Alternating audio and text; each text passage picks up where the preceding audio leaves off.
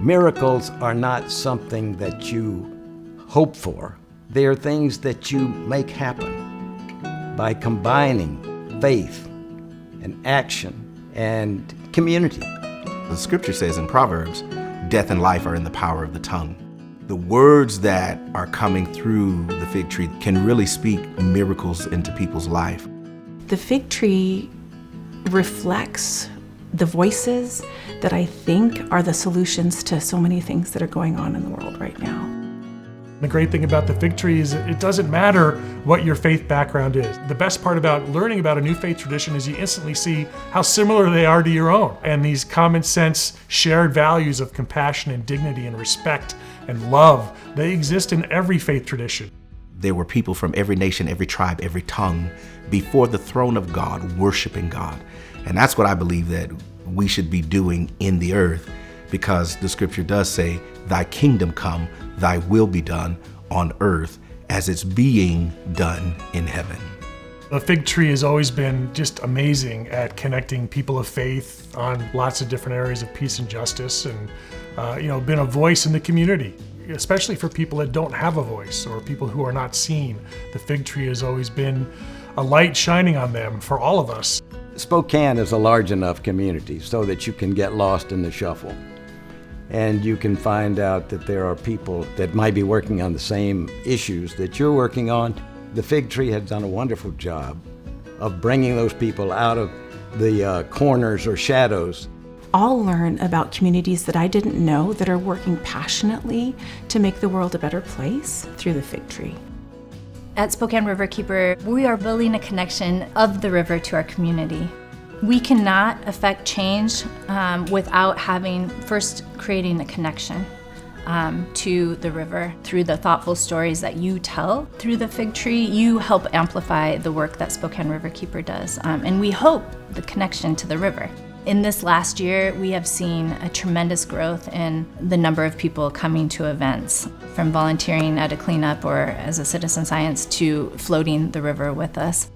You can read about the vision other marginalized communities have and the challenges that they're overcoming. What you write about in the fig tree is inspiring, and then I can use that to inspire the work that I do in any way. One of the things that my organization is working on, we want to open a halfway house for Native American men coming out of prison. And that is so far from what I've ever done before, but I got inspired by the Salish School and how far they've come in such a short period of time. That's persistence, that's dedication, determination, and vision.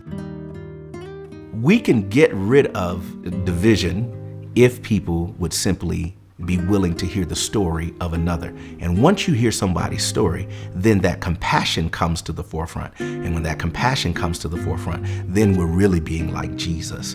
Empathy is so timeless, and we need it more than ever. And your fig tree is a megaphone for empathy and education and action. Currently, immigrants are a big topic. The propaganda has been that the immigrants are here to invade the space, and sometimes the rhetoric has been pretty negative.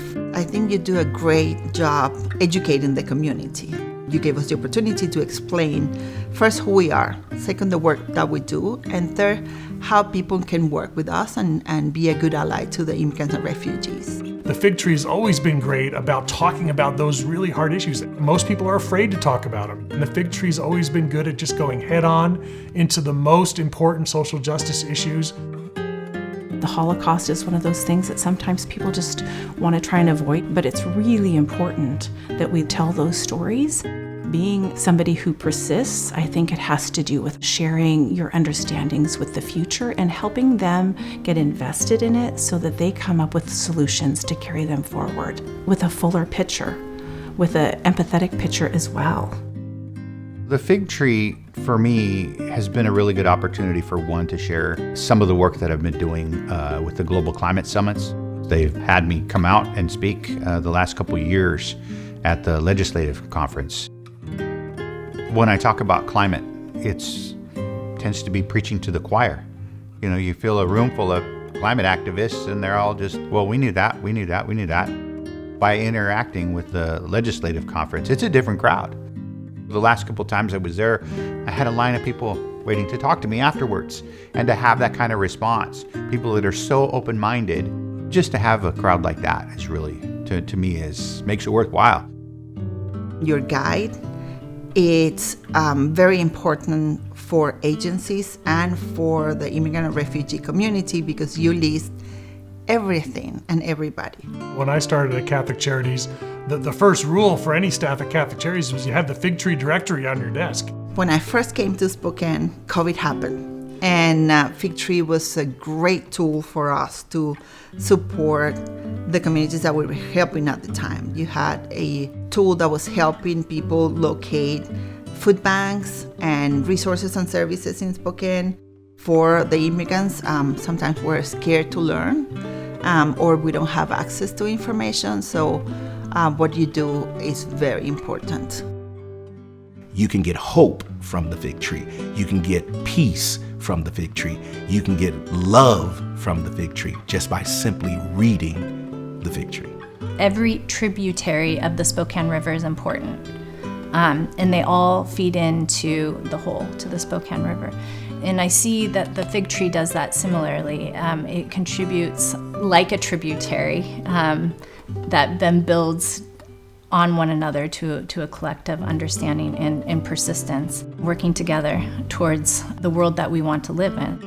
What we're seeing now is a growing of community and a strengthening of community. Bringing together these stories that uplift us as a community to inspire change and inspire hope in all of these small miracles that exist, especially when we come together. I think that if people would just take the time to take off the lens that they've been seeing through their whole life and be able to put on this, what I call a kaleidoscope of lenses that you can see from everybody's perspective, and maybe that can help change the world, and I believe it can.